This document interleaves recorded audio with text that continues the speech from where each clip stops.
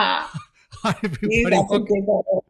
Welcome back to Stefanie Drysdale's weekly cybersecurity recap number 95. It's Friday, October 29th, 2021. Stefanie, welcome back. Thank you, Chuck. How are you? Well, I have the giggles just like you after this 3 false starts we did for the show, but I think we finally got it right. Almost Halloween. It's coming up this Sunday. Even more scary, cybersecurity problems. Boy, everything's crazy out there. I mean, the thing that bothers me is Facebook's changing the name to Meta. Yeah, that's not problematic. But I mean, boy, what do we got to look forward to from your recap this week? Tell us what's going on. So this week I shared an infographic that got lots of interest. It was a great example of all the personal information that can be inferred or discovered from something as seemingly harmless as bumper stickers and a vanity plate on your vehicle. So things like who might live in your home, your activities, your pattern of life, your assets, possibly where your kids go to school, where you work, where you might spend your vacations, and leaving your home unattended. So some people shared their thoughts on which stickers might potentially deter threats. But in my experience, I'd still say that no insight is better than varied perceptions. So whether it's your vehicle, the clothes you wear, the social media accounts that you share on, or publicly available information that others are sharing about you, both open source and dark web, we've entered a time where information has become our most valuable asset and data is weaponized.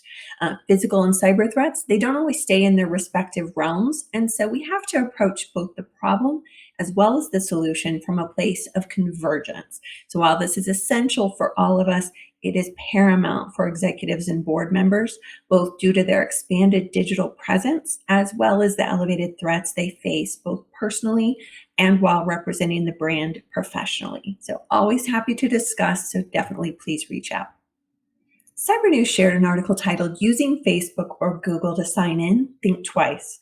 It talked about the dangers and the lack of privacy that occur when you use your social media or browser accounts as your sign in to third-party websites. Of course, we always prefer to use unique, complex passwords, hopefully eliminating any potential for brute force attacks. But logging into a new site with an existing account is just so much easier.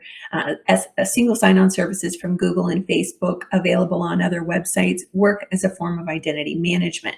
They don't share your password with the website. Instead, they generate an authentication code that confirms your identity on Facebook or the site and enables you to access their other website.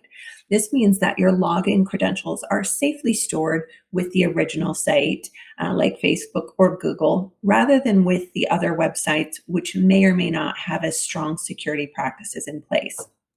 Though I will say that your identification codes and IDs can be breached as well. So use those sparingly and cautiously. James W. shared Tech Radar's article titled Protonmail Wins Privacy Ruling on Email Security. More attention on the benefits and abuses of secure messaging. A Swiss Supreme Court overturned a prior decision of a Swiss court ruling in April, ruled that the telecom providers aren't the same as email providers and therefore shouldn't be subject to the same data retention requirements imposed on them. After Proton was initially asked to store all the data necessary for surveillance and be available to answer its questions around the clock. According to Reuters, the verdict was that providers of chat, instant messaging, video conferencing, or VoIP services such as WhatsApp, iMessage, Zoom, Teams, and Skype cannot be classified as telecom service providers, but rather over-the-top or OTT service providers. And the case is now being sent back for a fresh decision, but privacy advocates consider this a step in the right direction, and I would agree. Tyson Martin shared, Amazon releases free cybersecurity awareness training. Amazon announced that they are now providing businesses and individuals around the world with free access to the same cybersecurity awareness training that the company's employees use. Really good stuff. I'll link it for you below. Michael Gibbs shared his article for Security Magazine titled Countering Disinformation, an Essential New Role for CISOs. Really important points here for CISOs and their organizations to have a resource in place for identifying, addressing, and potentially remediating disinformation related to their brand and principles. Too many great points to cover them all here, but I'll be sure to link it for you all below. And of course, I'm happy to be a resource for this kind of capability as well if you should need one. Amy Perkins shared a post on LinkedIn about vetting your LinkedIn connections.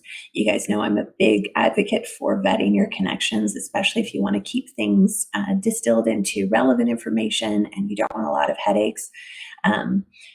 It addressed a man who had used some misogynistic language and definitely behaved inappropriately. Just encourage all of you, would you say that to another man that you deeply respected and just met? And if the answer is no, then it's probably not appropriate to say, definitely not appropriate to post on LinkedIn. In that same flow, Adrian Terry shared a Harvard Business Review article titled How Men Can Become Better Allies to Women. I won't walk you through this one because I feel like if someone is truly interested and passionate about something, they'll pursue it all on their own.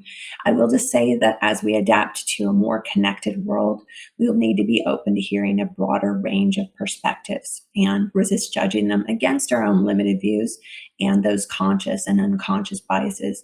We all have them, but I can't see a downside for each of us to have more allies and greater empathy. And that's what I have for you all this week. I hope you have a very happy trick or treat day and get lots of treats, not so many tricks. Chuck, are you going to dress up? No, I am not.